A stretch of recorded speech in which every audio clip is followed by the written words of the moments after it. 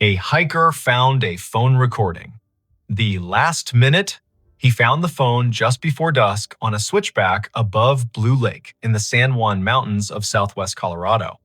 It lay half buried in scree, face up, a spiderweb crack stitched across the glass, the red record dot stubbornly pulsing as if the device itself refused to look away from whatever it had heard. Before we begin, tell me, where are you listening from and what time is it there? The hiker's name was Ansel Rook, 33, a lineman from Pueblo who spent his days climbing utility poles and his weekends climbing whatever rose higher than his weekdays dared. It was late September 2021. The sky had that high-altitude rinse of cobalt that makes evergreen needles look sharper than they are. Below him, the water in the lake caught the last light and held it like a breath. Above him, a line of weather gathered beyond the ridgeline, thin-boned at first, then thickening into something like intention. Ansel lifted the phone with 2 fingers, the way you lift a bird that might be stunned but alive. The recording timestamp read 4:57 p.m. The battery icon showed 2%, then 1. He hesitated. The screen was smeared with a comma of dirt, the kind that comes from a palm skidding along gravel. He did not press play right away. He looked around first, because that is what you do when you find a thing that wants to tell you a story. You make room for it by seeing the place where the story happened. The switchback clung to an outthrust of talus and alpine grass, long blades moving in a wind that never quite became a gust. A cairn stood a little off the trail, too tidy to be natural, too thoughtful to be a prank. 2 boot prints were pressed into a patch of damp earth near the cairn, heel then toe, the kind of prints that happen when someone stops and leans forward for a better look at something that never asked to be looked at. Beyond that, the slope fell away into a tumble of shale and broken quartzite, a gray throat that could swallow a person without even needing to clear its own voice. He pressed play. First came footsteps, soft, measured, the sound of trail shoes finding their way over loose stone. Then, wind, not a roar, but a long vowel. A woman's breath, a zipper. The little chirp of a trekking pole knocking against a rock, and then being caught, steadied, forgiven. A far-off raven called once. Then, once again. The recording clipped and crackled, and then let the sound in wider, as if the phone had been lifted from a pocket. The woman's voice arrived next, not speaking to the phone, not to herself exactly, but to the place. Almost there, she said, and even in 2 words there was a smile you could hear. Another voice came in, thinner with distance, male, from above or beyond a switchback. Ansel could not see from his spot. Don't cut the corner. The tone was teasing, not scolding. It carried the kind of affection that worries by pretending not to. I know, the woman answered, and you could hear the grin get wider, as if she liked being told a rule she had already decided to follow. Ansel glanced up the trail, no silhouettes against the ridge, no packs leaning against a crumhole spruce, no motion that would explain a pair becoming 0. On the recording, the footsteps paused, the little metallic skr of a carabiner, a soft hum, tuneless and content, then a small sound that was not content at all. A pebble moving in a way pebbles do not choose for themselves, a slide that was also a decision. Hey, the man's voice said, quick now, and closer, and then there was skin and throat panic wrapped in one word, wait. The breath on the audio sped up, a severe silence followed, a silence full of edges, the way silence gets when it is about to be broken by something you cannot rewind. Then a single sound Ansel would think about later and later and later, a thump like a hand slapping the top of a piano closed. A gasp that turned into a half laugh, because sometimes the body does not admit the truth on the first try. A scrabbling, nails on stone, the phone fell or was dropped. The microphone scraped against the ground and filled the world with sand. Voices blurred, a name rose up out of the grit. Junia. The word was carried like a prayer someone forgot how to finish. More sliding. A shout that stopped without a period, a sound like a pack hitting and then being dragged, then only wind. Wind and the long, small sparrow of a cry that arrived uninvited from very far down, which might have been a person and might have been granite learning how to speak. The recording ended because the battery couldn't pretend any longer. Ansel stood very still, the phone warm now in his hand, the way a telling is warm the second time through. He tried the word on his own tongue. Junia. He looked where the two boot prints ended and where the ground began to pretend it was a floor but wasn't. He approached the cairn and hated it for existing and thanked it for marking the spot all at once.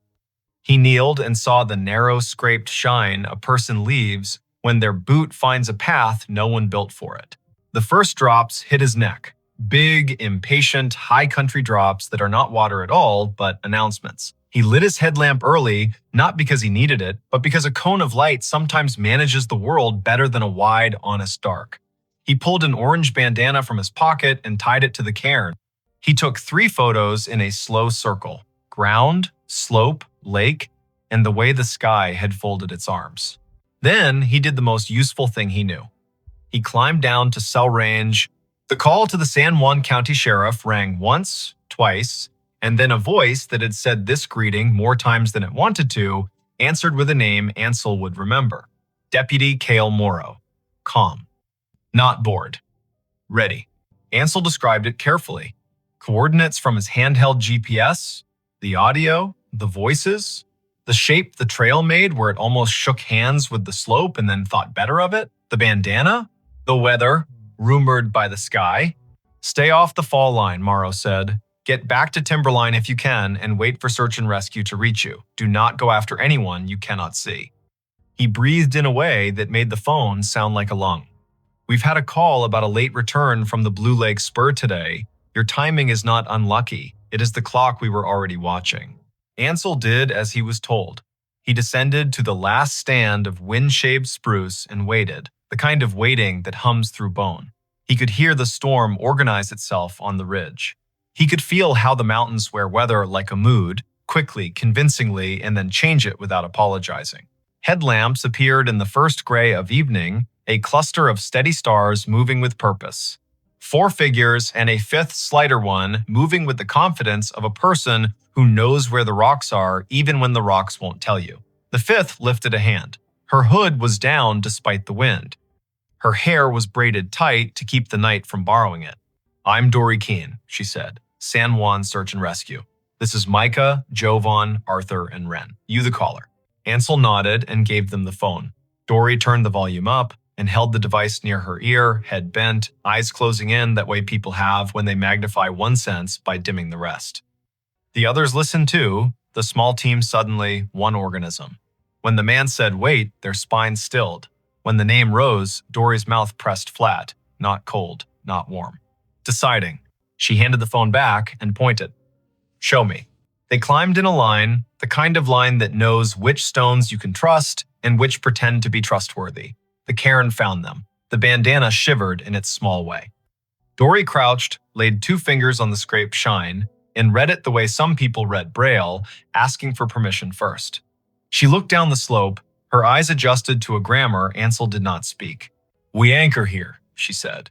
2 down to the first ledge, 2 on belay, Ren with me at the lip. You, Ansel Rook, you stay with Ren. If I tell you to move left, you move left. He swallowed, which tasted like metal, and nodded. The first thunder spoke. Not near, not far. The polite cousin of a threat. Rope hissed through gloves. Metal clinked with the bright sound mountain metal makes, a sound that knows at least 3 languages and prefers the most precise. Dory called down softly and answered herself when the wind was too busy to carry voices back up. 30 minutes grows very large when you cannot spend it on your own terms. The storm ignored them and then considered them and then walked away to another valley. The sky tried on a paler blue for a minute to see if it fit. Ansel watched a chipmunk watch them with the same fascination he felt. The animal had the kind of confidence that comes from being very good at running from everything. A shout made of 2 syllables rose from below, triumphant and careful at once. Got one? Dory closed her eyes for just long enough to speak without words to whatever listens up there. Then she called back. Name. Micah's voice floated up, thinner than it should have been. Junia. Alive. The sound inside Ansel's chest became something he had not realized he was holding back. He breathed it out in one steady line and leaned both palms into the earth, because you should always touch what keeps you from falling. They worked then. A litter arrived in pieces on shoulders and came together like an idea that had been there all along. Hands did what hands should do when someone needs to be lifted from one kind of gravity into another. They spoke to the person on the ledge in short lines, the way you speak to a horse you love and do not want to spook. Junia, we have you. Junia, do you feel this? Junia, breathe in when I count to 3. We're moving on, nowhere but up. Rain made a sentence across the slope and then erased it again. The wind forgot itself and then remembered. A raven rode the air as if it had invented it. Ansel saw her when they came over the lip. She had the look of someone who had been negotiating with Stone and won, but did not yet dare to celebrate. Mid-30s maybe, hair the color of straw left in the sun, eyes that wanted to close and would not. Blood dried in a tidy line along her left temple. The right knee of her hiking pants was torn, and beneath it, angry purple began to write its name. A bracelet made of 2 woven cords circled her wrist, one blue, one green. The blue was frayed, as if teeth had once worried it during a long night. She looked at Ansel first, not because of anything he had done, but because his face was the closest one when the world came back into focus. Her voice was rough from cold and prayer. Did you hear it? Did you hear me call him? He did not know who him was, and it did not matter. Yes, he said, as if yes were a kind of bandage. We heard you. We came. They moved her in the neat, practiced way people move someone who is more precious than anything else in the room. The rope line looked like music from a distance. The lightning threatened to tune its instruments and then decided not to play. The litter found the shadow of the pines and then the steeper shadow of the trail through meadow. 2 miles became an hour. The trail had arrived with the small surprise a finish line always carries. A white truck from the county waited, engine narrating its own faithfulness. A paramedic named Orrin Hux set hands on Junia with the kind of competence that makes even pain look smaller around the edges. He asked her name to ask her other things. Junia Ridge, she said. 35. From Albuquerque. Came up yesterday. Intended to camp. Yes, I was with someone. He was up the switchback. It was our second turn around the lake. That's his phone. She watched Ansel put the device into Orrin's outstretched palm and then closed her eyes because the world was too heavy to carry all the way open. Orrin asked the question that had to be asked. Where is he? Junia shook her head once, a small, broken metronome. I don't know. I slipped. He yelled. I caught the ledge. I don't know. Dory stood with her back to the truck and looked up at the ridge. Even from the trailhead, she could read the day along the stone. She spoke into the radio with the language that belongs to people who need updates to be short and full, second subject unaccounted, male voice on recovered audio, last known above Blue Lake Switchback 2, weather marginal, lightning east. Request second team from Telluride side if available, plus 1 dog on dawn, copy. It was full dark when the second team arrived. Headlamps stitched the slope like fireflies, convinced they were surgeons. The dog named Palace, coat black as a charcoal drawing that had learned to move, took the scent from a hat Junia had kept tucked under her hip belt. The dog read the ground like an old friend's letter. Up to the cairn, left where the trail pretends it is a suggestion. Down 3 shelves of stone, some people would call cliffs, and other people would call arguments. Then the animal stopped, sat, whined once, and put its chin on its paws. They found nothing that night. Not nothing in that cruel sense, but nothing you could put your hands on and say this belongs to him. No pack, no trekking pole, no hat. No snack wrapper with a name in tidy black letters like a first day of school. The mountain held its tongue. Morning came with a sky made of tin and apology. They went again, Palace worked again, Wren set anchors again. Micah called in a voice that refused to become thin. Ansel was sent home because there is a point where more bodies become less help. He drove south toward Durango, the road curling along the Animas River, cottonwoods just beginning to try on their gold. He listened to the recording once more in the motel parking lot, sitting very still, as if any motion would knock truth out of the speakers. Junia woke in a bed that had rails and numbers and beeps. Two things lived in her body now: pain and the certainty that she had not imagined the second voice. The nurse wrote her name on a whiteboard that greeted morning patients like a cheerful aunt. Junia. The day. The plan. The surgeon's name with its syllables arranged like fence posts. Deputy Kale Morrow came in late morning. He had the kind of careful that does not pretend it isn't careful. He set a small gray recorder on the tray table with the gelatin cup and did not move it closer to her as if it were a burden. He asked permission. She nodded. He asked again, because some nods do not mean yes. She said yes. He pressed the button and spoke the words aloud the way people do when they want to make the world behave. Interview with Junia Ridge.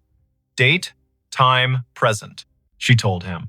The way the weather had looked all day like a bluff, and how bluffs tired themselves out eventually. The man she had met at the trailhead that morning when she realized she'd left her stove fuel on the driver's seat back in town, and he had said without flinching, "I have more than I need, take mine."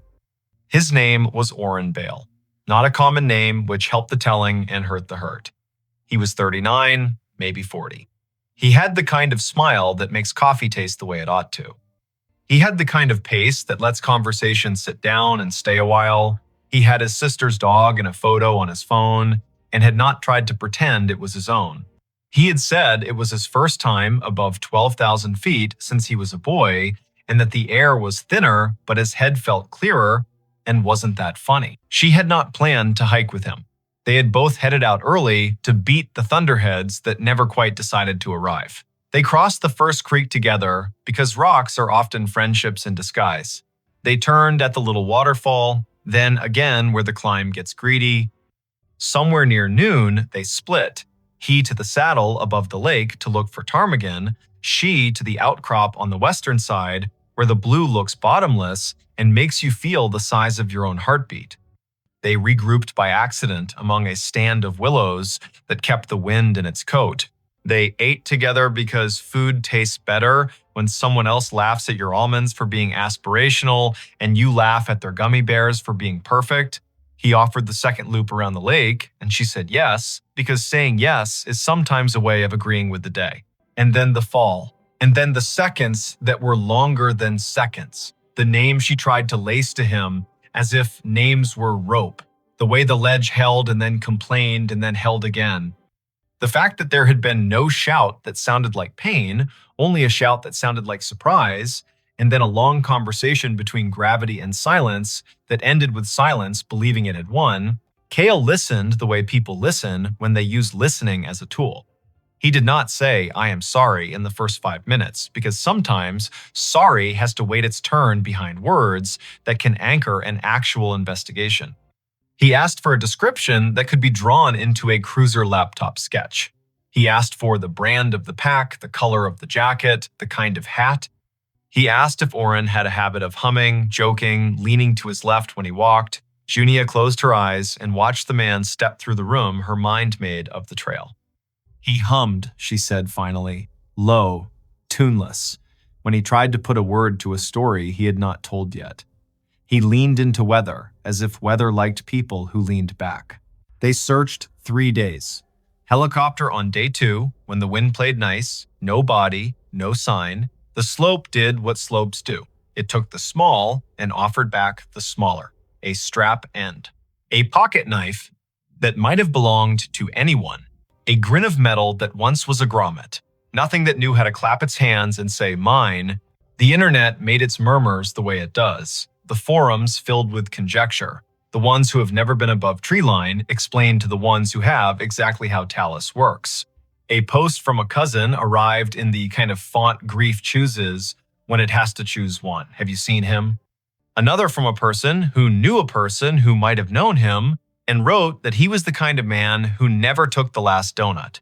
A stranger said, why was she with him at all, as if who walks beside you guarantees you a ladder back down. Dory Keene did not read the forums. She read the mountain. On day 4, she told Kale in a voice that allowed both compassion and math that if the slope had decided to keep him, it likely would continue to keep him until snow learned what it wanted to do and then taught them in spring. Cale nodded, his jaw set lazy and hard, the way the river sets a stone down and then decides where it lives. Junia went home to Albuquerque with stitches like commas along her hairline and a knee wrapped in instructions. She slept 4 nights without the part of sleep that heals. On the 5th night, she dreamed of blue water that did not know it was cold, and a voice saying, "Wait," in a tone of gentle impatience, as if wait were a surprise party she would like if she would just stop walking long enough to see the lights. Come on. Ansel went back to work. Poles. Wire. The logic of circuits. He found himself stopping on the shoulders of county roads to watch clouds interrogate a ridge and answer themselves with rain. He listened to the recording once more, then deleted it because a voice should be treated like a person's glove. Pick it up only if it is yours or if the person who wore it has asked you to hand it back. The snow came in late October, the way it comes in the San Juans, when it decides to be industrious. It buried the slope's grammar, it set down the season like a book a child might not be ready for. Thanksgiving arrived with a turkey that somebody had to carve whether they wanted to or not. December wrote its short letters, and January forgot to put a return address on anything. In early June of the next year, when the snowpack loosened its jaw, 2 things happened on the same day. At 11:19 in the morning, a pair of hikers from Montrose came down from the saddle above Blue Lake early because the sun had made everything overconfident and the heat on the rock had learned to be a lie.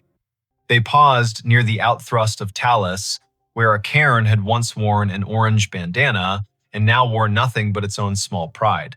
A zipper glinted among the stones. The zipper was attached to a jacket the color of fog. The jacket was wrapped around the idea of a man. They did what the poster in the ranger station says to do when a finding stops being a finding and becomes a person. Mark the spot. Note the time. Back away in the exact steps you made arriving. Carry more silence than usually carry. Call. The second thing that happened at 1:27 in the afternoon occurred in a backyard in Albuquerque where the cottonwood shed its soft snow over a patch of lawn that wanted more water than the city wanted to give it. Junia's phone chimed. She looked down, thinking it would be the alert she still had not turned off for the county updates. Instead, there was a text from a number she had written down on a napkin and saved on purpose. It said only this: "We found him. Dory." Junia sat on the back steps and watched 3 ants perform a task more complicated than any she had been assigned that week. She did not cry because they had prepared her politely not to expect this. She did not smile because smiling was a verb her face had not practiced with that sentence. She pressed call and heard a voice that wore dust and care.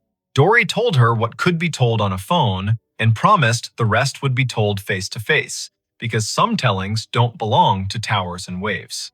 A week later, Junia drove north, past Espanola, where the signs know 2 languages, past Abiquiu, where the river looks like it can't help but gather light, over the state line, that is a thought and a mile marker and a map all at once, into the San Juans, where the air remembers your first name and uses it. Dory met her at the small office with the big map and 2 chairs that had learned to carry tired people. Cale was there too. He set a folder on the table and did not open it until her hands rested on her knees, the way you rest a cup on a saucer. "We recovered MrBallen," he said, and the word recovered did not feel like anything except exactly itself. 2 hikers saw the jacket. He left the trail at the switchback, slipped on the lip, and fell more than 30 feet to a shelf. The shelf kept him for winter. He likely died on impact. No signs of anything except the mountain doing what mountains do when you ask them to hold a human being. The autopsy says the thing autopsies say when physics chooses the verbs. She asked the question that had been living in her since the voice said, "Wait, did he speak after I slipped?" We can't say, Cale said. And then because the truth deserved a little mercy, he added, "The shelf where we found him was below your ledge, not above it." Which means his voice on the recording was in the seconds before you both stopped standing and started falling. After that, he would have been below you. If you don't remember hearing him then, that is your brain giving you a gift it knew you could not buy for yourself yet. Dory laid something on the table wrapped in a brown paper lunch bag. "We think this is yours," she said. We found it lodged in a crack just above where you came to rest. It had become part of the mountain, but it was stubborn in a way that listened. Junia unwrapped the thing, the bracelet from her wrist. The blue and green cords had become one color winter makes.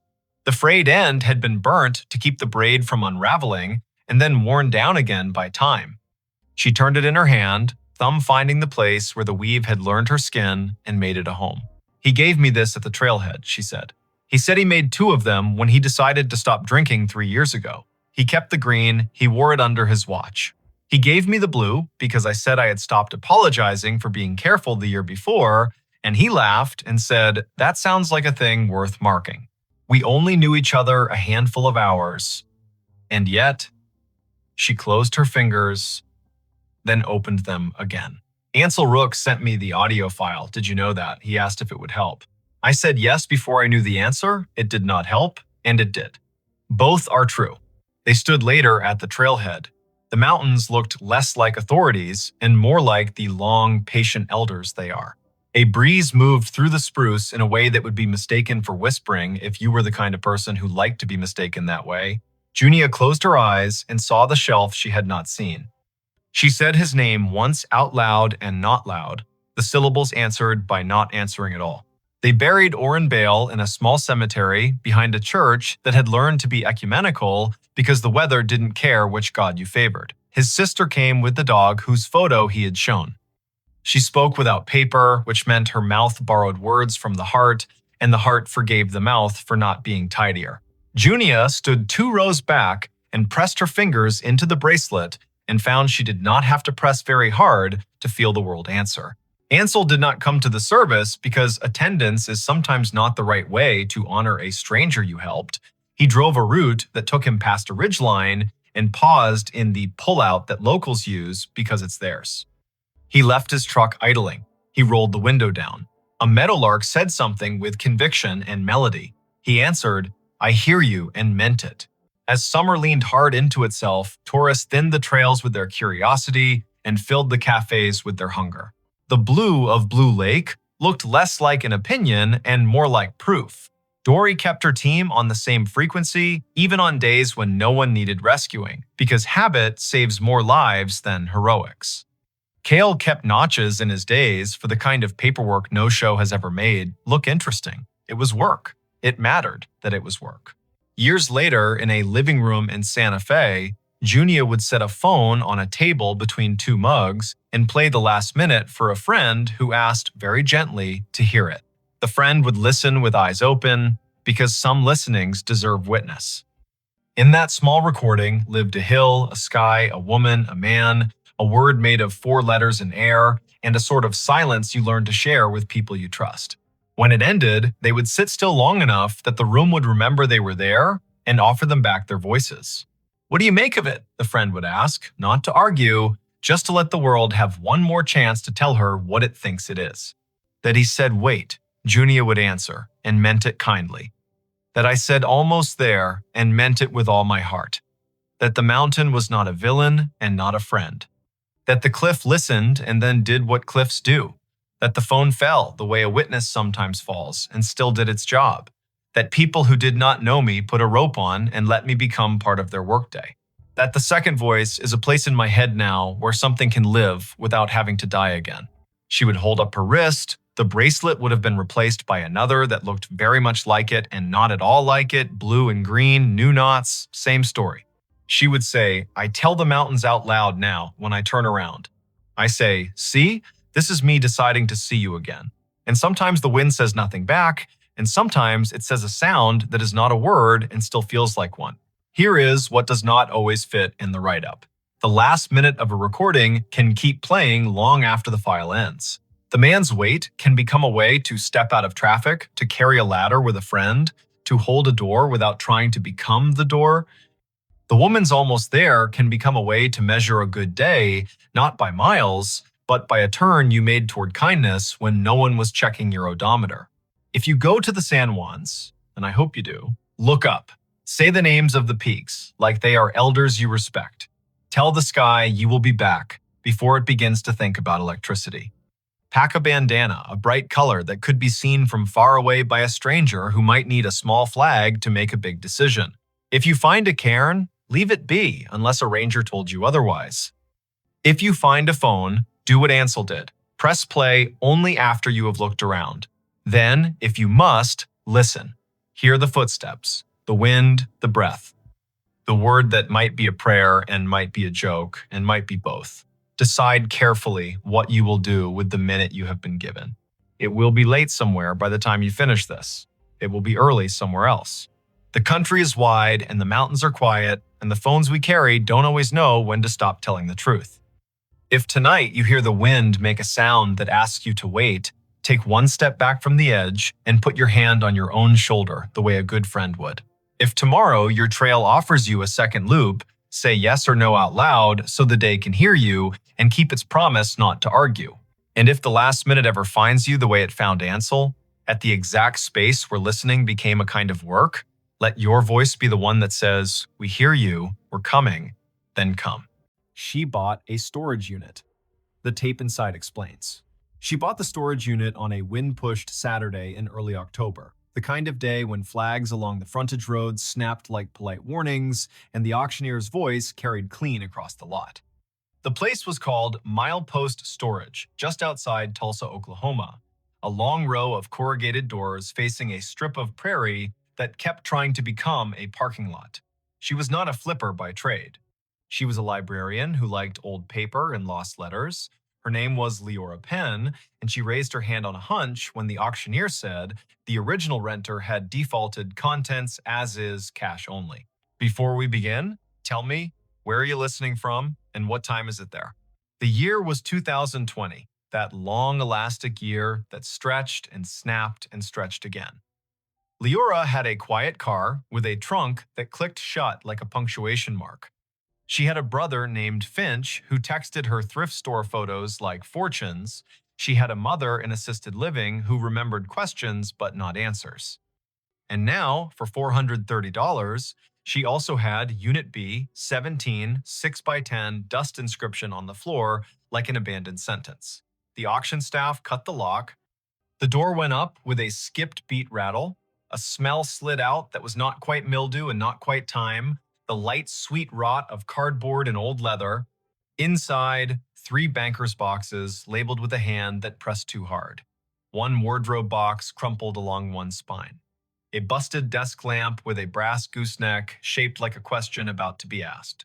A milk crate of records with sleeves that had forgotten how to hold themselves. And on top of everything, as if someone had said it last and with a decision, a small gray cassette player with a built-in speaker and a rectangle of yellow tape across its lid. On the tape, block letters in Sharpie, "Play me first." The wind moved in the alley between the units and made the metal doors talk to each other. Leora crouched in the rectangle of shade, thumb hesitating for the length of one breath, then pressed the play button. At first, there was only hiss, then a rustle that could have been a sleeve or a curtain, then a man's voice testing his own name like a microphone check. "This is Calder March," he said. "If you found this, you probably also found the rest. Please listen to the whole thing before you throw anything away. I am not saving myself here. I am trying to return what does not belong to me." The date is June 23rd, 2003. The place is Driftwood Storage on Route 49 outside Amarillo. I am saying that out loud, so when the tape gets copied and mislabeled, I can still put the world back where it goes. The sound of a chair leg grumbled against concrete. Papers shuffled. A small metronome of tapping began and stopped. The man took a breath that had a weight in it. "I fixed pianos for 20 years. Churches. Schools. People with money who thought sound was furniture. In '97, I started keeping a log of every instrument that had a story stuck in it. By story, I mean the thing you hear when the room gets quiet and the wood remembers. Don't roll your eyes. If you have never heard cedar explain itself at midnight, that is not my fault." Leora smiled despite herself. She didn't know why she had nearly laughed. Maybe because the voice was so unembarrassed by its own certainty. She adjusted the little volume wheel, the speaker fuzzed, then settled. "I am recording this in a storage unit for a reason," Calder said. "There is a Baldwin Acrosonic in here with its fallboard down and its keys covered by a towel that used to be jade green. On top of it is a shoebox with the words "Keep for Jaspers" written in pencil. I took that box from a house that was being cleared in a hurry. I told myself I was keeping it safe. I told myself I'd hand it back when the time was better. That was 8 years ago. The time never got better. It got brighter and louder, and then it got mean, and the box stayed under my bed like a small dog that thinks it has permission. Today, I am putting it where it belongs, which is somewhere a person can choose it or not choose it without me choosing for them. The tape clicked. He continued, "If you are Jaspers, or you loved one, or you know one, please keep what matters and toss the rest. Just know this first." The shoebox contains letters between two people who met at night school at Tulsa Community in 1974. Their names were Odell Frost and Evo Jaspers. He was 20 and thought he was already late. She was 24 and tired in a way a person shouldn't be at 24. They wrote like the world was going to let them live wherever they set the words down. The letters stopped just before Christmas, 1976. The reason is not a twist. It is the average tragedy. She got sick and then sicker. He did not know how to write to a sickness that took her mouth away. The last letter is his to her. He mailed it 3 days after the funeral. The envelope came back rubber-stamped, forwarding order expired. It sat in a house for 2 decades until I was tuning the family's Kimball, and they told me to set aside anything sentimental for the dumpster. And you see, I have a dumb belief that paper should be read before it is burned. A gust pushed gravel down the row like a handful of beads. Leora paused the tape and looked into her unit, as if the boxes could confirm this story. She set the player on the wardrobe box and lifted the top of the nearest banker's box. Receipts. Polaroids with the color cooled to a vintage sadness. A folded travel map with lines drawn like veins between Amarillo and Tulsa. The milk crate of records gave up a Carole King sleeve, rumors with a coffee ring, a gospel record from a church in Sepulpa. The cassette player droned a faint motor whine as if it were eager to continue. She pressed play. Ivo, Calder said, shifting into the second person, like someone who has been telling a story too long to keep pretending he isn't inside it. If you're listening, I kept something that was not mine because I thought the world would eat it. I am an idiot in exactly that way. I am also your accomplice now if you want me. In the bottom of the box, you'll find a tape that isn't this one. It is labeled December 27th, and you can guess the year. It is her, Odell. The last night, she felt up to getting her voice into a machine. She didn't tell you because she didn't think the machine could hold the shape she wanted to say to your face. I don't think machines can hold shapes either, but sometimes they keep the outline well enough that a person can fill it in. If you would rather not hear it, don't. Burn it and say a kind word and go make a sandwich. If you would, then sit and be ready to forgive yourself after. Whatever you do, don't listen driving. Ask me how I know. Leora's hands moved before her mind did. She slid the wardrobe box aside and hauled the banker's boxes out into the light. The tape ran. Calder cleared his throat once, then offered one last breadcrumb. I am going to leave this unit with rent paid for 6 months. I'm leaving the desk lamp that looks like it belonged to someone who wanted to read long after the room gave up. I am leaving the Baldwin cupboard, which is disrespectful to instruments and necessary for dust. If you are not Ivo or Ken and you opened this and felt a tug, maybe you are the kind of person who opens doors in museums you're not supposed to open. I can't stop you. But if you take the tape, take the box too. Stories get lonely if you split them. All right, that is me done. I'm going to label this Play Me First and lock up. I will drive to a diner where the coffee tastes like someone loved it an hour ago, and I will not look back. Good night. The tape wheezed to a stop and stayed there with its little spools paused, like eyes that had decided to blink and stuck. Leora ejected it. The cassette was the cheap clear kind with gray hubs, a bite taken out of one corner like a mark from a nervous jaw.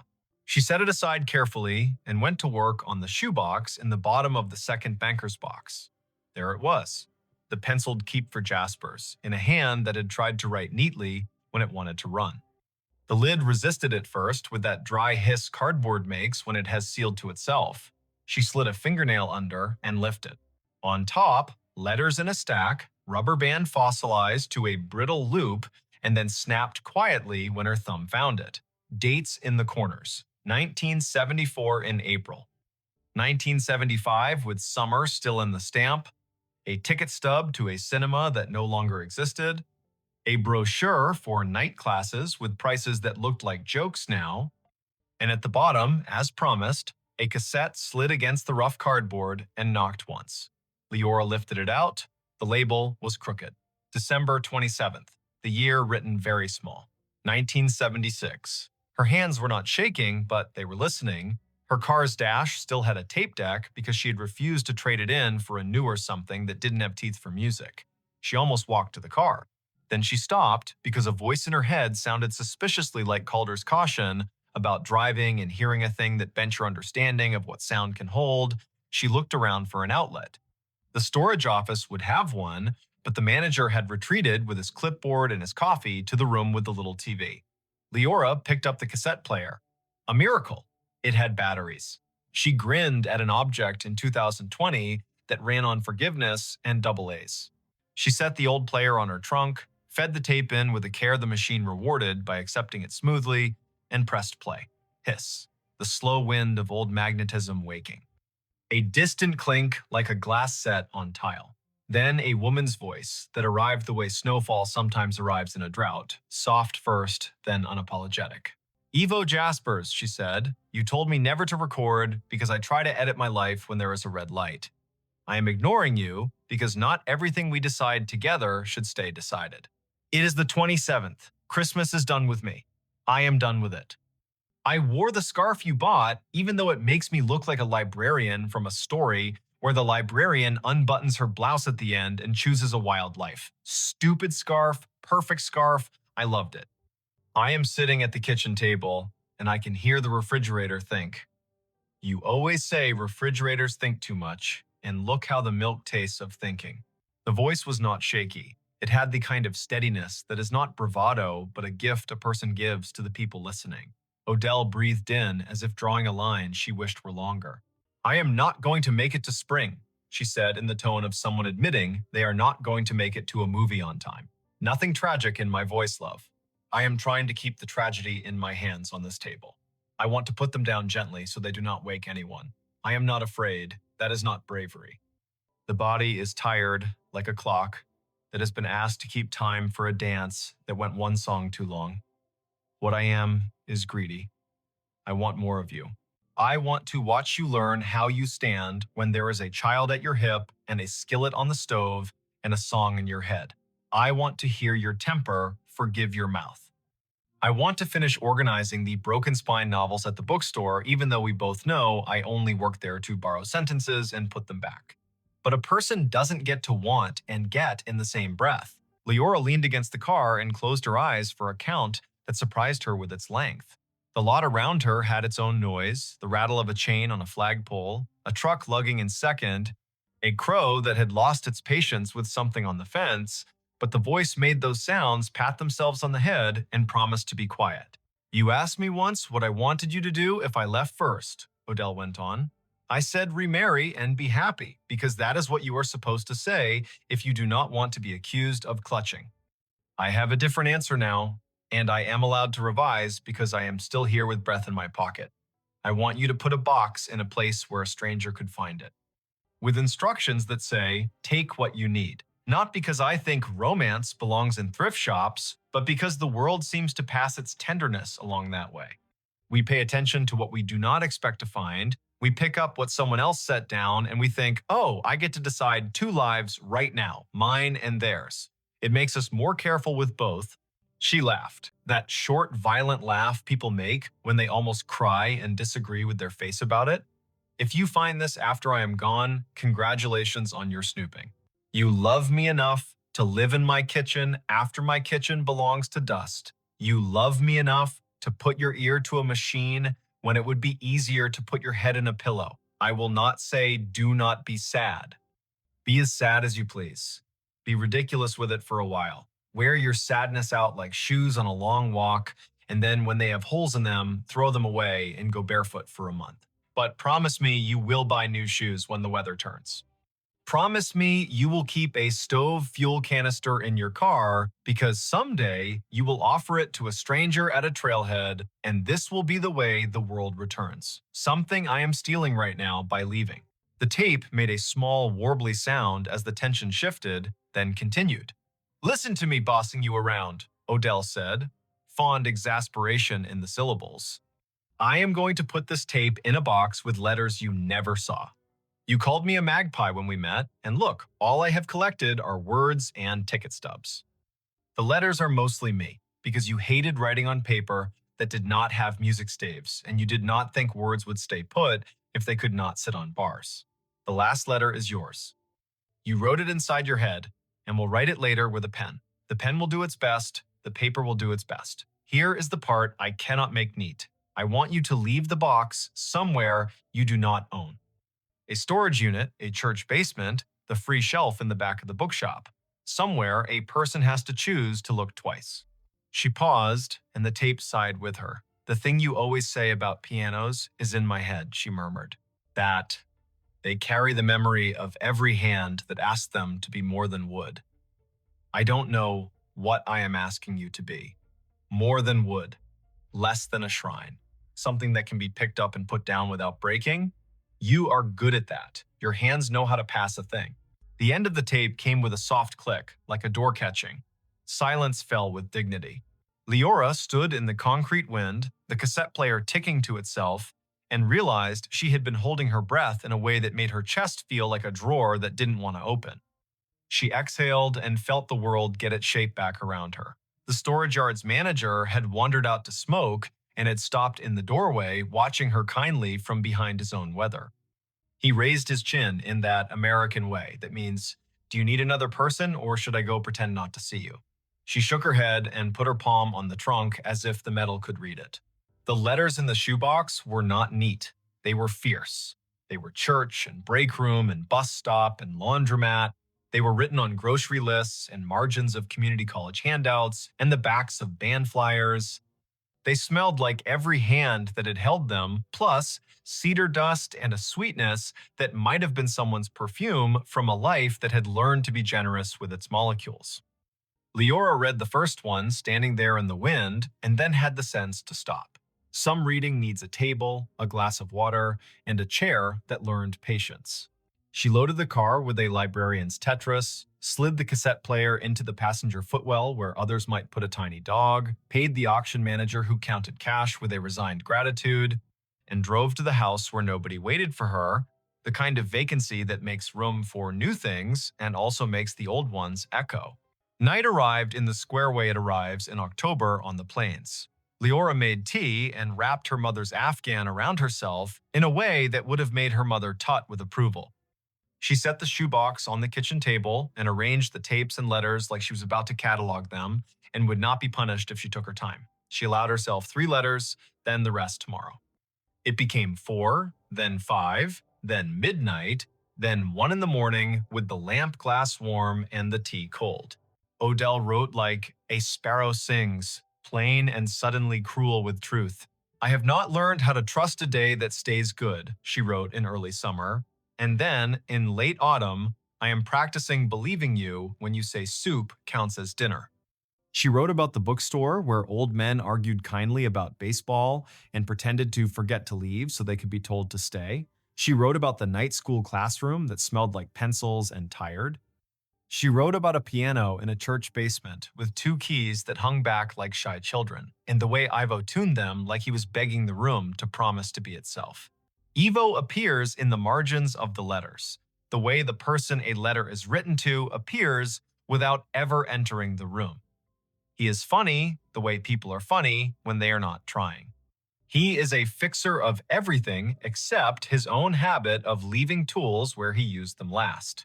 He wants a straight answer from the future and refuses to ask the question politely. He plays blues in E and refuses to apologize. He brings home oranges when money says no because the taste of an orange is the opposite of a mistake. The last letter was his, and Leora saved it for the last. Don't make it tidy, she told herself, and read it anyway with a kind of fear that felt like jumping into water she already knew was cold. Odell, he wrote, the loop of his J from her surname cutting clean across the top line. Today, the mailbox understood time better than I did. It gave me back the envelope I had paid to send. I am grateful to a thing that has no mouth. I am writing this in the room where you laughed at me for liking a rug with so many flowers it looked like the rug was trying too hard. The rug is trying less hard without you. Everything is. I put your scarf on the back of the chair you always refused to let the cat sleep on, and the cat sat there for an hour, mad as a relative. I do not know how to be a person. Yesterday I did, and I expected to today, and look, I will try again tomorrow because you made me promise to be stupid with trying. I am putting a shoebox where the world can trip over it. If a stranger finds it, I hope they are the kind who is brave enough to open things that are not theirs and gentle enough to put them back. I hope they write to tell me so I can stop pretending the box is a secret and call it what it is, a return. He had signed only Ivo and then smaller.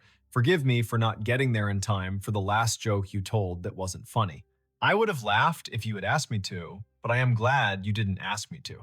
Leora slept in the chair with the Afghan around her shoulders and the tape player on the table like a small guardian that had learned to keep watch without being asked. Morning came with a plainness that felt like a blessing. She woke, poured new tea, and wrote on a note card with firm letters that made the pen behave. To anyone named Jaspers connected to Odell Frost. Please call. Then she paused, took a breath, and replaced the word call with write. She did not know why until later, when the answer came folded in an envelope that smelled like someone's drawer. She found Ivo in the only way some people can be found now, by a trail of mentions that led to an obituary that did not brag. He had died in 2011 in a house where the cat had once slept on a chair. The obituary had the names of a sister and her 2 sons, a line about the instruments he had tuned for churches that might not have known what generosity costs, and a sentence that made Leora grip the paper.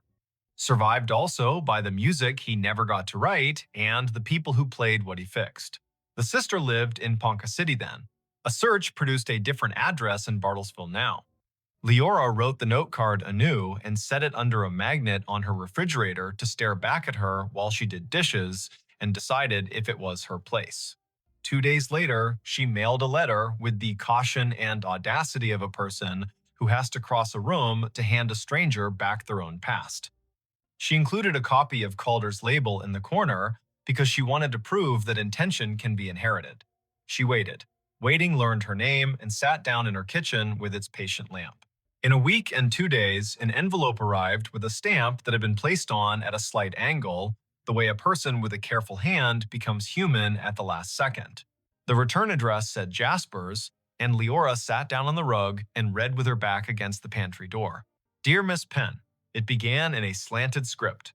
My name is Anza Jaspers. I am Ivo's niece. I do not know how you got my address, but if you did it politely, I will thank you instead of yell. My uncle used to say, if you make a thing and put it in the world, you do not get to decide how it travels. I am relieved he is right. I know about Odell because I am named after her. He told my sister and me her story when we turned 12 so we would not confuse romance with rescue, and he told it again when we turned 20 so we would not confuse grief with identity. He had a box. We never saw inside it. He kept it under his bed like a grudging god. When he got sick, he told me there was a man named Calder who once did a kindness and a theft at the same time, and that someday the box might return the slow way. If it came, he wanted me to write back to the person who carried it, so I am writing. Tell me what you have. Tell me what you want me to do. If this is a joke, I will forgive you, because it would not be a funny one. Leora wrote back with copies of the first pages, careful not to let her own hunger make her rude. She offered to drive. Anza wrote back the next day with a time and a pot roast menu, as if there were no other way to do this than to feed someone. The drive to Bartlesville took the length of an album and a half, which is not how a librarian measures time, but this time it was. The clouds lay low and thin like a sheet pulled over a lamp. Leora parked in front of a house with white trim that looked like it had been painted by a person who knows how to steady a brush by leaning against the ladder. The door opened before Leora knocked. A woman in her 40s stood with her hands already out. not for an embrace, but for a receipt that weighed more than the shoebox. Behind her, a man waved from the kitchen. The smell of onions and thyme made everything gentler. Anza was the kind of person whose face tells you 50 stories before her mouth says one. She took the box and set it on the table and did not open it for a full minute. Then she did. Her mouth moved a little, not because she was trying to speak, but because a person's lips sometimes learn to read when their eyes cannot keep up. They listened to the tape at the table with hands flat on the wood, not because anyone asked them to, but because it felt like a way to offer stillness to Odell's voice.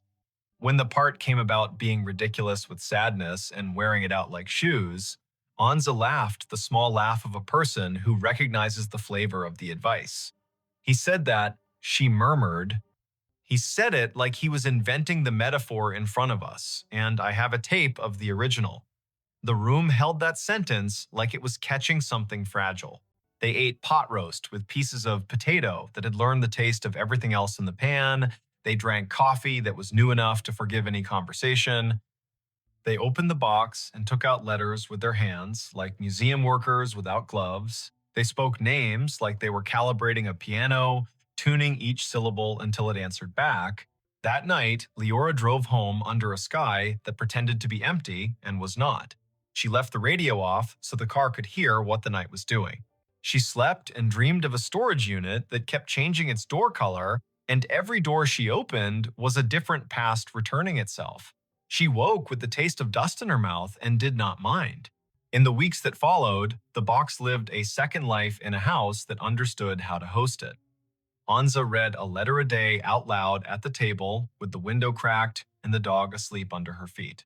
She wrote Leora small updates. Today I learned how Odell laughed at my uncle's fear of oranges. Today I learned that night school used to smell like chalk and resolve.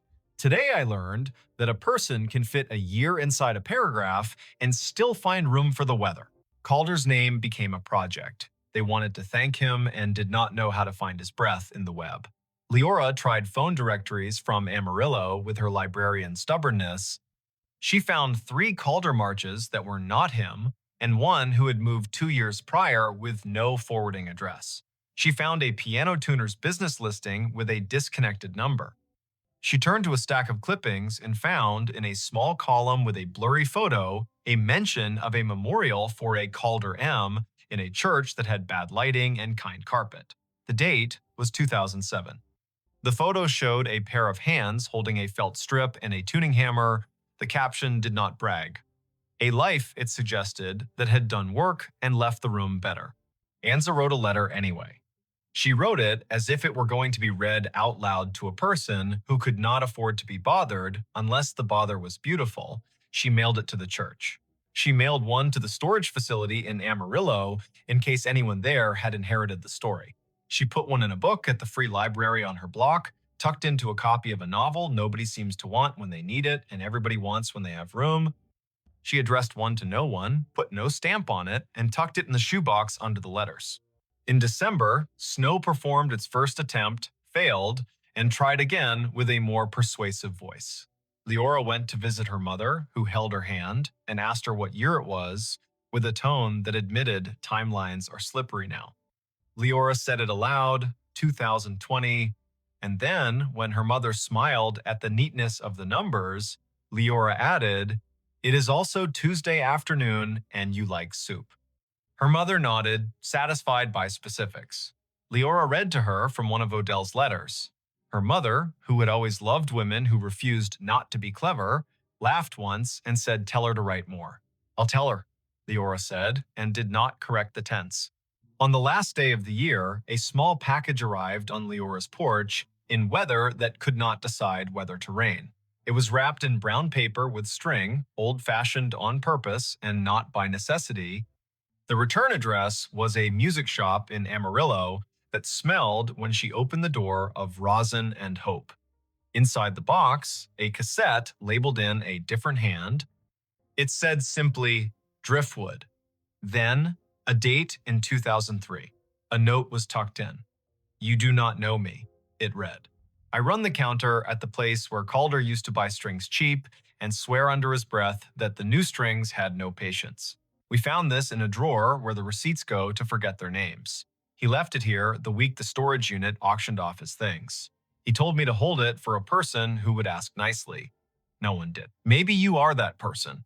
She put the tape into the player with a care that made the table hear it. The hiss began like a tide. Calder's voice arrived. Older or tired, she couldn't tell. He spoke as if he had skipped the first parts he usually said because he felt he owed a different kind of sentence. If this is Leora or Anza or someone else kind who made room for a box to travel, listen. I wanted to write a clever instruction for how to put things back. I do not have one. The closest I have is this. When you find a story mid-sentence, do not add your name to the end like a signature. Put your name small in the margin as a witness, then hand the page to the person whose life it is and let them choose their own pen. He laughed softly, like a man who had decided to stop scolding himself and was enjoying the quiet. The Baldwin in Unit B17 has a hairline crack in the bridge that will not keep it from speaking if someone loves it anyway. Pianos are like that. People are like that.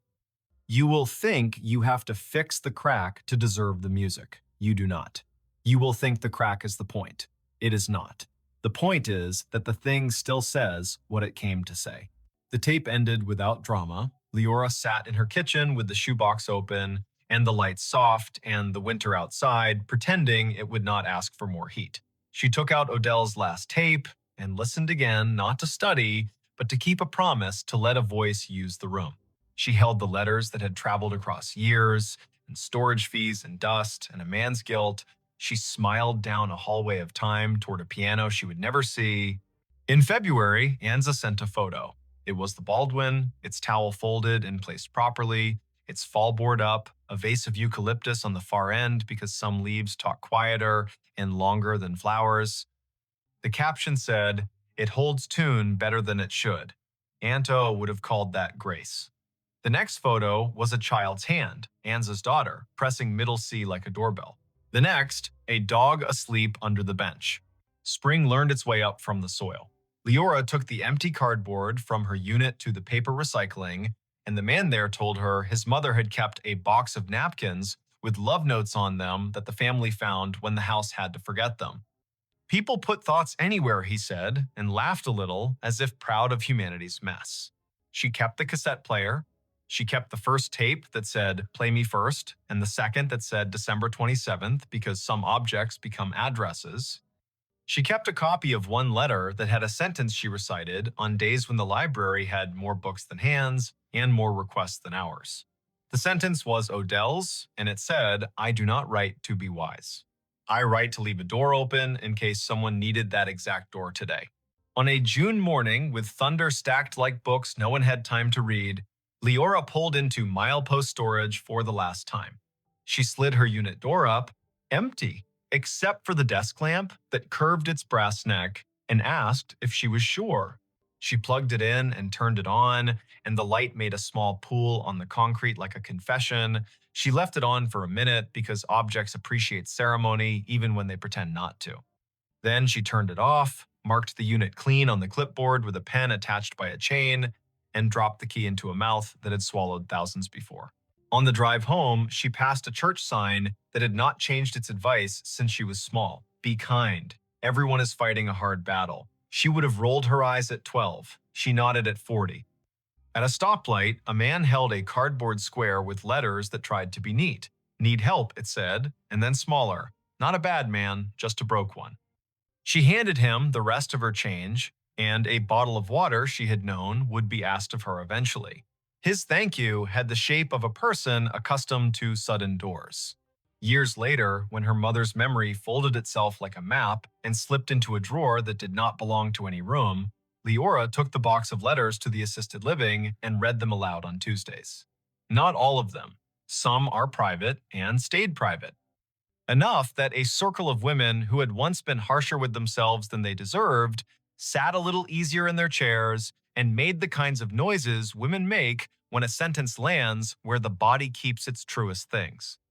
One afternoon, a woman who seldom spoke said softly, "Put a box in a place where a stranger could find it," and then laughed like a girl about to run. If you are listening to this story, there is probably a door near you. A cupboard, a glove compartment, a drawer that has learned patience by becoming cluttered. Somewhere in your town, there is a shelf where someone has left what they could not keep, and someone else will take what they did not know they needed. If you have a tape player, wind a tape with your finger and feel the old physics still answer. If you only have your voice, use it in a room at 2 in the morning and see if the wood answers. If you have a box, consider putting it where a stranger could find it. Write on the lid in pencil so the world knows it can edit. There was no twist here. No ghost in the unit except the ordinary one that lives in paper and insists on teaching us how to carry each other a little farther down the hall. The man who took what was not his did not profit. He apologized. The woman who wrote did not survive long enough to call it a memoir, she survived long enough to call it a door. The man who loved her grew old and kept tune. The people who came after learned the shape of falling in love with strangers and the more difficult shape of giving the thing back. And so, if it is late where you are and the house has stopped making its usual noises, pour water into a glass and notice the sound it makes when it hits the bottom, hollow turning to full. Think of a box under a bed. Think of a storage unit with a label you can't resist. Think of a piano with a hairline crack that still sings like itself. Think of a sentence in a letter that arrives in a year you needed it, from a person who never knew your name and said it anyway by accident. Then stand, walk to whatever door you have, and leave it open for one slow, careful minute, just long enough for someone who needs exactly that door today to find their way through. The dorm room that kept getting warmer every night. The first night she noticed it, the heat felt like a mistake rather than a message. Early September in Ohio, a Sunday that leaned into Monday, the kind of campus night when cicadas buzz like old streetlights and the dorm's brick walls hold the afternoon sun just long enough to be nostalgic. Isolde Marin unrolled a thrifted rug that smelled faintly of cedar, set 2 plants on the windowsill like green punctuation, and lay back on the narrow bed under the hum of a fan that tried hard and failed. Sutter Hall, room 412, 4th floor, end of the hall. The radiator beneath the window ticked its polite little ticks. Her phone read 78 inside, while the weather app swore 68 outside. Before we begin, tell me, where are you listening from and what time is it there? The year was 2018. Move-in had been a week of book stacks, cardboard cuts, and names learned in bursts that evaporated by dinner. Isolde's major was urban studies with a minor in printmaking because maps and ink made sense even when people did not. Her roommate, a sophomore transfer named Mairead Klein, arrived with a battered cello case and the posture of someone who had done 3 summers of lifeguarding and was still listening for whistles. Their RA, Bram Delaney, wore a lanyard like a badge and kindness like a habit. The floor smelled like laundry pods and slice and bake cookies. The building smelled like every Midwestern dorm built in the 1970s, a blend of cinder block, old varnish, and the ghost of burnt popcorn. That first night, Isolde pushed the window up 2 inches. The sash stuck, then relented with a groan that sounded like the word careful. She fell asleep to a parking lot lullaby and woke at 2:19 with her neck damp. The fan had not changed. The room had. The little thermometer clipped to her backpack strap said 81. She turned the fan higher. The blades shouted their small capacity. She kicked the blanket down and slept again like a person auditioning for rest. Monday, the heat drifted earlier, 10:47. A wave across her ankles first, then knees, then a slow embrace that felt like a crowded bus in July. She checked the radiator. Cold metal.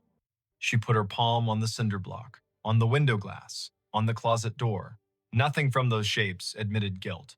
Mairead returned from orchestra and set the cello gently on the desk chair. She stood still, chin tilted, the way musicians listen to rooms. "Do you feel that?" she asked. "It keeps getting warmer after midnight," Isolde said.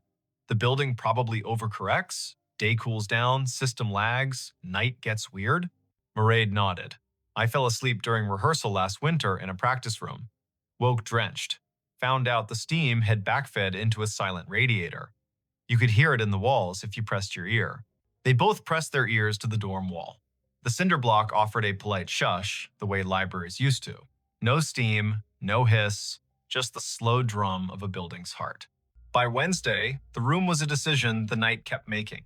83 by 1 a.m., 85 by 3. Isolde checked the hallway, cool enough to be a relief. She checked the stairwell, cooler still.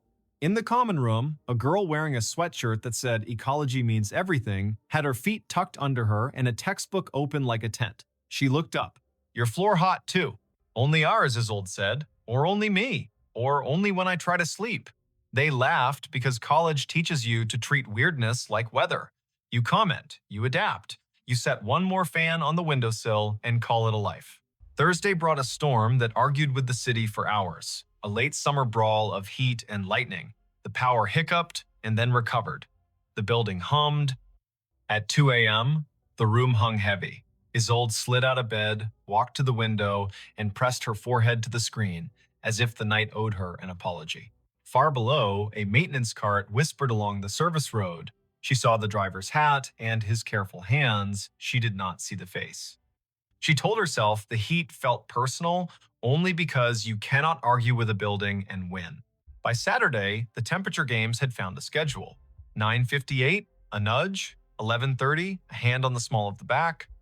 1:12, the sensation of standing too close to an open oven. Isolde began to time her showers like a boxer timing breath. She tried sleeping on the cool tile of the little bathroom. She tried damp cloths on wrists and ankles. She tried a sliver of ice in a hand towel held to her throat. She tried pretending it was fine. She told no one at home because her mother would only worry and send articles about heat stroke, and her father would suggest a hardware store trip that distance made irrelevant. Sunday night, Mairead woke first. She swung her legs over the side of the bed, said a word that sounded like, "What is this?" and went to the window. The sash had dropped the last inch by itself at some point in the night, closing with that old house suction that makes a soft kiss. She lifted it again, hot air breathed in, not outdoor hot. Not the honest humidity of a Midwest night, different, like the air that escapes when you open a dryer in a laundromat and forget to step back. We call maintenance in the morning, Mairead said. We tell them we have an invisible sauna. We use likable voices and the phrase safety concern. Monday morning, Bram came with a clipboard and his likable voice. He listened earnestly, took the temperature with a cheap tool that blinked numbers nobody trusted, wrote down 86, and then underlined it as if underlining were a wrench. He called facilities. They promised someone by afternoon. The someone arrived at 4:19, late enough to be human, early enough to look like hope. His name, patch read, Gentry. He was the kind of person who stands in a room like it has a puzzle only he can solve and then smiles when the puzzle turns out to be harder. He checked the radiator, the thermostat no one had noticed in the corner with its tiny slider, the vent slits high near the ceiling that made the room look like it could breathe if it wanted to. Steam off, he said. Air handler off. You got a ghost heater. He grinned to make sure they understood he meant the phrase and not the ghost. But he knocked on the radiator anyway, knuckles to iron, the way some people knock on wood when they do not believe in luck and practice it just in case. He opened the closet and frowned. Do you mind? He asked, and shifted their shoes to one side. Behind the shoe rack, a square of plywood patched a hole in the wall. Screws, paint over paint. He crouched, fit a screwdriver into a head, and worked it loose. When the panel came away, a breath of air came with it. Warm, the kind of warm air that has been waiting its turn. Old Chase, he said. Big one. They used to run steam risers along these shafts in the 70s. Maybe a repair, maybe somebody capped something and forgot to ask the night to forgive them. He put his hand into the dark space and paused. He was not afraid. He was listening. Hear that. They leaned closer. At first, only quiet, then a small sound. Not a hiss, not a vapor whisper. A tick. Regular, patient. Like a metronome a long room away. Gentry nodded. Thermal something. Or a tenant below you added a pet space heater that thinks it owns the building. I'll trace the chase. I'll talk to the engineers. He put the panel back gently and made a note on his worksheet with a pencil that had been sharpened to the earnest point of a person who still respects graphite. I will try to fix the physics. In the meantime, get a bigger fan. He winked to soften the fact that bigger fans often just make bigger noise. They bought another fan anyway. They bought clips to hold the window higher. They bought ice in the deli and wrapped it in a towel like a patient. Still, Knight insisted. Isolde began keeping a notebook. It was a habit from a summer job shelving returns. Titles, times, temperatures. Notes that sounded like weather reports written by a poet with a bad sense of humor. The dorm ate the cool at 118. The bed felt like a cast iron pan that had forgotten it was retired. I dreamed of a field on fire with no flame. She started staying up with the heat to see if it would reveal its reason.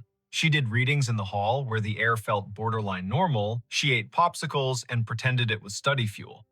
She took walks at 2 and saw the campus under its other mask. A place of slow bikes and glowing vending machines, and a custodian humming while polishing a floor into a lake. Once she saw Gentry in the stairwell, descending from 5 with a coil of flexible duct over his shoulder like a silver python that had agreed to be helpful. He nodded and lifted one hand without letting the duct slip. "Sleep," he said in the tone of a wish. By the 3rd week, a rumor floated into their floor group chat. Sutter Hall used to be a summer dorm for high school programs and band camps. The heat was leftover rehearsal energy. Someone else wrote that an electrical fire in 1979 had bruised the 4th floor and the building was still shy about it. A person named Quillen in 409 posted a link to an archive student newspaper with a grainy photo of firefighters carrying a hose through a stairwell that looked exactly like theirs. Headline: Minor fire, major evacuation, no injuries, cause unknown. Mairead, who believed in research the way some people believe in saint candles, went to the library's basement where old newsprint lives. She returned with photocopies that smelled faintly of toner and dust. The story was sparse. Smoke at 3:03, alarms, students in bathrobes on the lawn, the heat source somewhere inside a wall where a maintenance chase ran, repairs by October, reopening with new paint and the same old radiators. She spread the pages on the desk like cards. "There," she said softly, pointing to a little box at the margin. "Letter to the editor. Student writes that the heat on 4 was getting worse each night before the fire. RA told them to open windows and hydrate. Facilities said everything within normal range. The days were normal. The nights turned the rooms into ovens." Isolde looked from the paper to the cinder block. Sometimes a run of text looks like a hallway and you want to walk down it with a flashlight. She hit the building's history page on the university site. Donors. Dedications. A black and white photo of a ribbon. Nothing about the night warmth that arrived like someone else's breath. At 1:27, the room grew heavy again. As if their research had rung a bell the building had been waiting to hear. The fan jammed the window open, but the heat came anyway. The little thermometer blinked 88 and then surrendered to the idea that numbers, like sleep, sometimes lose track of themselves. Isolde slept badly and woke with a headache that tasted like pennies. On her desk, the notebook sat open to an entry she did not remember writing. The letters were tidy, her handwriting when she tried to look like someone else. She read the line twice, then 3 times. It said, "Open the panel," and the period at the end looked like a door. She waited until afternoon. Gentry had promised to come back sometime, and sometime often arrives when a person steps away for 5 minutes. At 4 o'clock, with the building's light turned down to that late summer amber, she moved the shoe rack again and unscrewed the panel. The dark behind it was not night, exactly. More like the idea of a hallway after the last person has left and turned the lights off out of habit. She lifted her phone flashlight and aimed it into the chase. Dust motes performed private theater. A vertical shaft, maybe 2 feet across, ran up and down like a secret elevator. Patches where pipes had once been. Scars where brackets had caught things. And there, almost directly under the bottom edge of the opening, a flat ledge of old wood with something resting on it. Isolde reached in with care as if the dark could be brittle. Her fingers found the object's corner. Cardboard. The top felt soft, the way paper does when it has been damp and then forced to pretend it never was. She drew it out. A small box that had once been white and now had become a kind of museum beige. On the lid, written in a hand that pressed too light, a word like a name, Juniper. She set the box on the rug and did not open it. She waited, and the waiting gave her permission to continue. Inside, a stack of index cards tied with string, a folded note, a key on a blue ribbon, narrow as a promise. The note began with, "Dear whoever found this," and continued with the kind of sentences people write when they have been waiting to tell something to a person who will understand.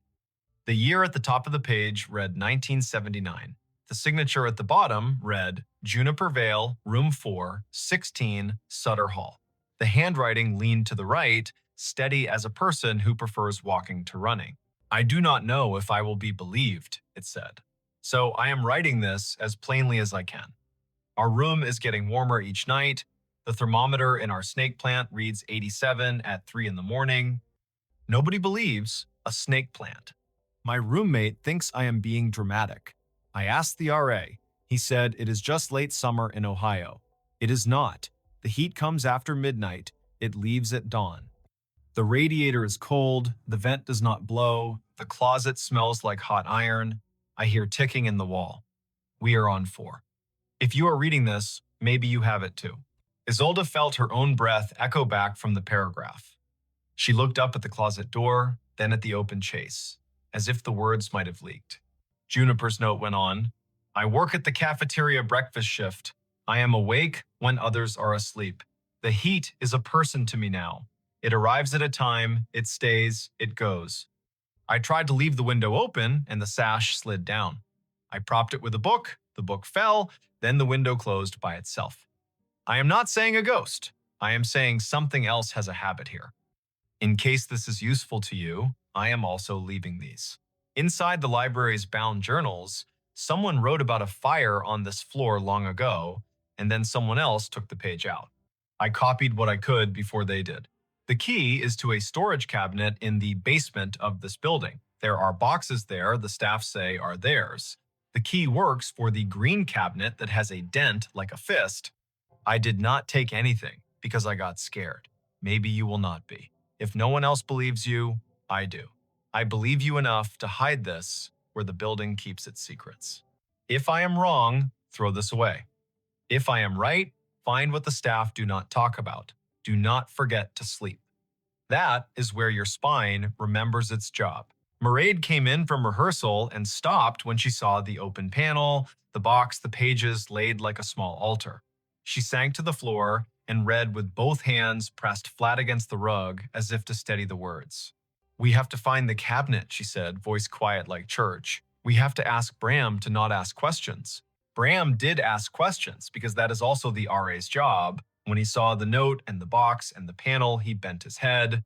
He was not a superstitious person, only a person who had worked 3 summers as a camp counselor and learned that buildings hold mood the way lakes hold wind. "I can get you into the basement," he said.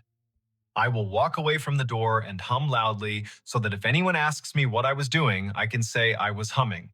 You will be fast." The basement under Sutter was everything a basement should be. Cool as forgiveness, damp as a memory kept by concrete. The hall shone a soft yellow that made everything look like a faded photograph. Green cabinets lined one wall. The third from the end had a dent like a fist. The key ribbon was blue. The lock turned. Inside, cardboard boxes labeled with dates and short phrases. Stack of work orders, Steam archive, fire log, staff do not remove. The handwriting on the labels was neat and stern. Mairead reached up and slid one down. The bottom sagged ominously. They set it on the floor. Inside, manila folders swollen with damp and years. Isolde opened one and pulled a sheet carefully so it would not split.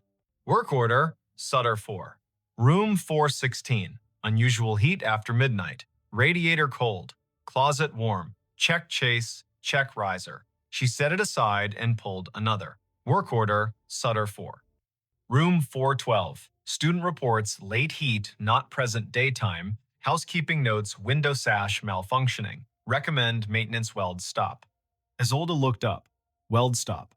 She imagined a person 40 years earlier thinking a sliding sash a nuisance and telling someone to make it tame. Another folder. Fire log, September. Smell of hot iron. Call at 3:03. Response within 3 minutes. Source uncertain. Damage limited to inside of chase between 412 and 416. Cause undetermined. Recommendation: cap steam riser permanently at basement and roof. Service ticket created. The paper clipped to the recommendation was a receipt for parts and a penciled note reading, "Done." A second note added another sentence in a different hand. Night crew reports residual heat persists. Monitor. Mairead pressed her palm over her own heart. This is the story of every building that tries to forget. The parts get fixed, the habit stays. They took photos with their phones like archivists on a deadline. They replaced the folders in the box with the care of people dressing a child who was finally asleep. They locked the cabinet. Bram hummed. The hallway air kept its cool. Back upstairs, they sat with the panel open and the note on the rug, and the cooling afternoon creeping through the window like a kind visitor. Isolde's notebook waited with its white page. She wrote, "Juniper, thank you." She did not know where to put the sentence, so she put it on the first line under the date so it would be the thing the day had to carry. At 1:28, the heat returned. It did not surge. It arrived politely, like a person who has been taught to knock. Isolde sat on the floor beside the open chase and placed her hand just inside without touching any side. The air felt warmer than the room, as if the chase were a throat exhaling a breath it had saved. "What do you want?" she said aloud, not because she thought the building would answer, but because sometimes the voice knows which door truth stands behind. The tick came again, regular, small.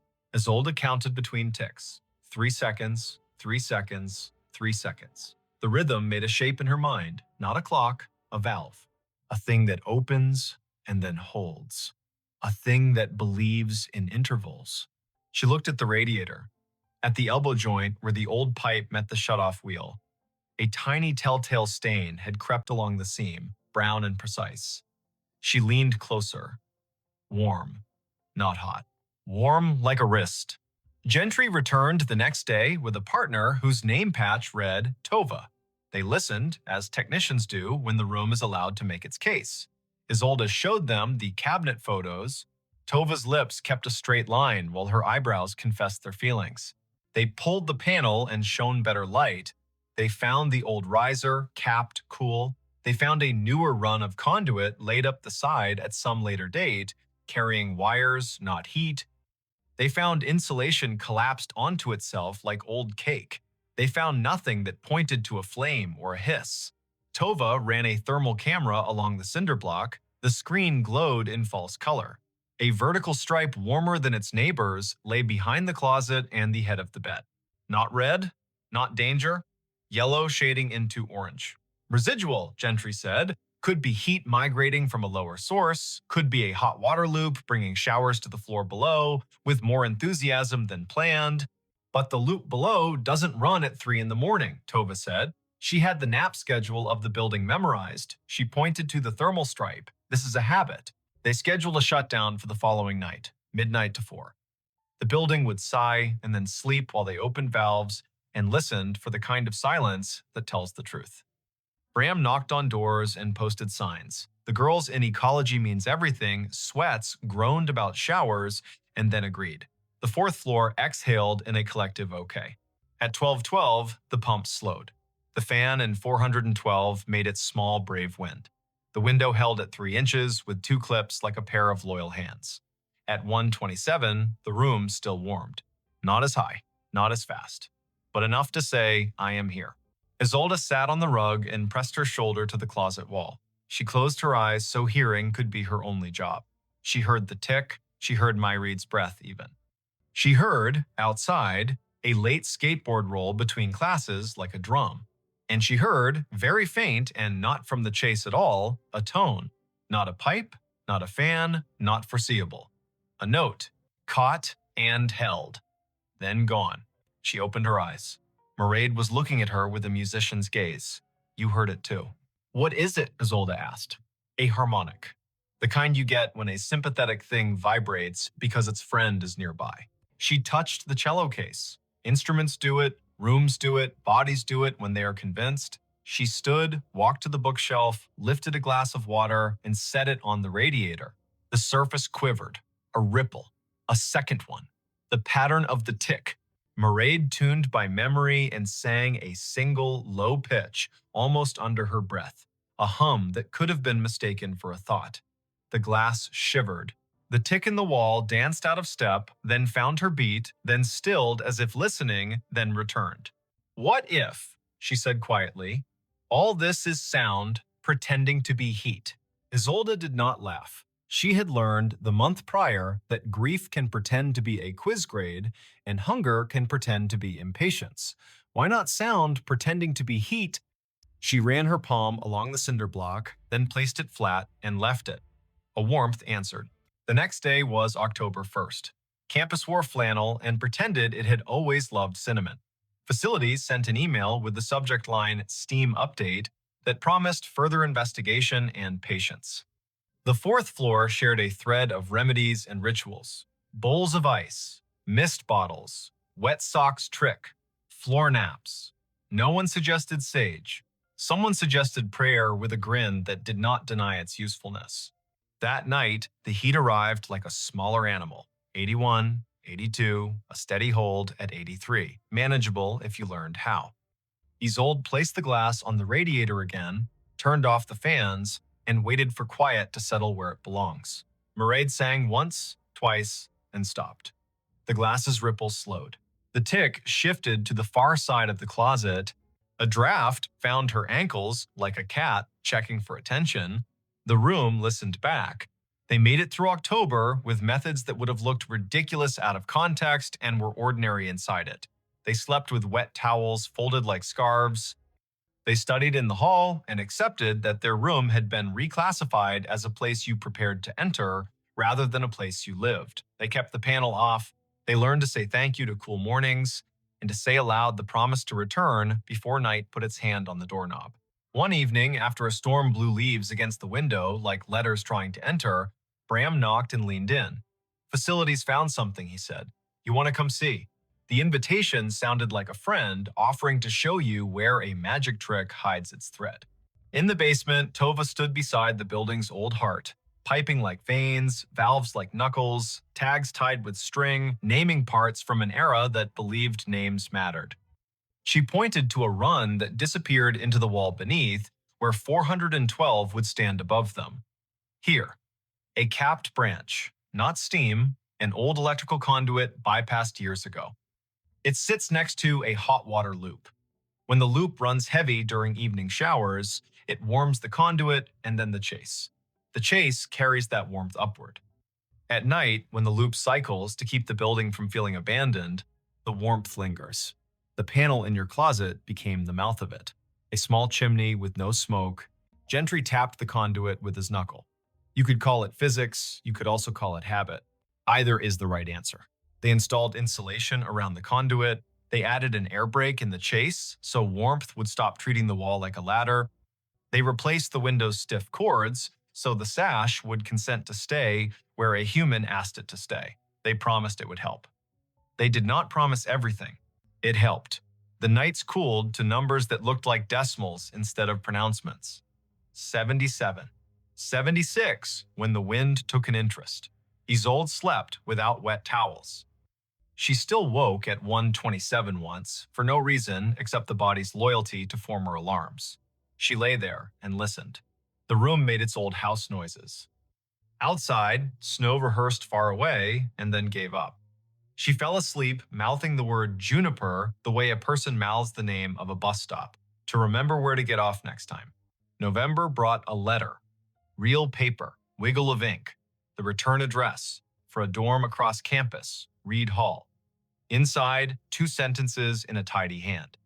I found your note in the basement box when Bram fetched more tape for door decorations. My aunt's name was Juniper Vale. She lived in Sutter in 1979. I have a photo of her in front of a radiator holding a cup of tea and laughing like the tea was a joke. Thank you for believing her. Signed, Quillen Vale, room 305. Isolde wrote back. She wrote about the cabinet and the boxes and the way the building had tried to forget. Quillen wrote again with a copy of the photo. Juniper looked like someone who would hide a note and trust the future. Hair gathered in a bandana, eyes practicing mischief. The radiator behind her, upright as a soldier that had decided to sit. Finals arrived like weather that had been announced for weeks and still surprised everyone. Mairead spent long hours in the practice rooms, bow rising and falling like a small boat riding out a swell.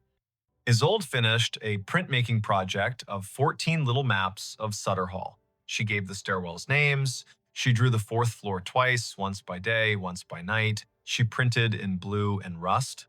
She added a tiny red dot where their closet panel sat like a secret door. She titled the piece, Heat Rises, Then Cool Heads. On the last night before winter break, they propped the door open and played a playlist of songs that sounded like leaving without saying goodbye. Their neighbors drifted in. Cups of cocoa. A plate of cookies that looked store-bought and tasted like grief in the shape of sugar. Someone told a story about a chessboard left in a laundry room that always had one piece moved between midnight and dawn. Someone else told a story about a campus fountain that ran warm all winter like a stubborn rumor. They laughed easily because relief had come. Before midnight, Bram stood in the doorway with his clipboard and a tired smile and said, "Thank you for not setting anything on fire this semester," which is a low bar that feels high after October.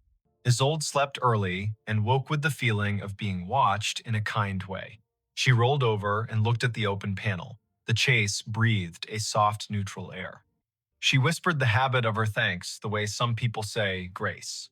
For the cool, for the note, for the way buildings hold hands with the people who listen. In January, when the term began again and the air cut like paper, the room behaved. The radiator learned its job when asked. The night stopped bringing heat like a dare. The panel stayed off anyway. They left it open not because they liked the view of a dark shaft, but because some doors, once discovered, should not be forced to forget they can open. One night in late February, when snow made a tidy line along the windowsill and the hall smelled like wool and wet boots, Mairead tuned and held a low note the way a person can hold a breath when they want the person across from them to finish their thought. The glass on the radiator did not ripple, the tick did not come. She let the note go, she smiled. "Habit broken," she said, and then added, or perhaps trained. Spring came in fits of joy and apology. Sutter Hall turned quiet, then loud, then quiet again. Finals chalked the sidewalks with equations and wishes. On the last afternoon before move-out, Gentry and Tova came by with a work order that did not need signatures. "We are capping the chase permanently," Tova said. "Not the kind of permanent that forgets. The kind that leaves a note for the next person." Gentry nodded at the open panel. "Leave it if you want, we're not offended." He tapped the cinder block once with his knuckle and said, "Thanks for telling us. We need buildings to snitch on us. Otherwise, we fix the wrong things." They closed their boxes. They took the plants off the sill. They rolled the rug into a new shape. Bram signed their checkout forms with a flourish. In the hall, Isolde taped one last paper to the wall at eye level between 412 and 416. Not a manifesto, not a myth, a map. She had printed 2 copies. The little red dot, the words, "If your room gets warmer every night, you are not dramatic and you are not alone." The panel in the closet is held by 4 screws. Please listen for the tick. Please go to the basement cabinet with the green dent. And please, sleep. Your spine remembers its job when you do. She signed it tiny, just initials, because the story did not belong to her alone. Years later, when she would sleep in cities with windows that sealed shut and air that arrived by command, she would sometimes wake at 1:27 and rest her palm against the wall. Habit, memory, a check-in with the building around her. She would feel the honest cool of drywall. She would hear the thrum of someone's TV 3 floors down, or a neighbor's late laugh, and think, heat pretended to be sound, then sound pretended to be heat, and we learned to name what was ours to name. If you are listening to this, and your room keeps getting warmer every night, put your hand on the wall. Count between the ticks if you hear them. Call the person with the name Patch and the quiet eyes. Ask them to look for the habit behind the system. And if you find a note in a chase, write your own, then leave the panel open long enough for the room to remember it can breathe. The night will arrive either way. It is better when it finds you ready, with a glass of water on the radiator and a song in your pocket that knows how to lay its hand gently on the room and say, "We hear you, we're staying." We're going to keep you company until morning cools the world back into something we can bear.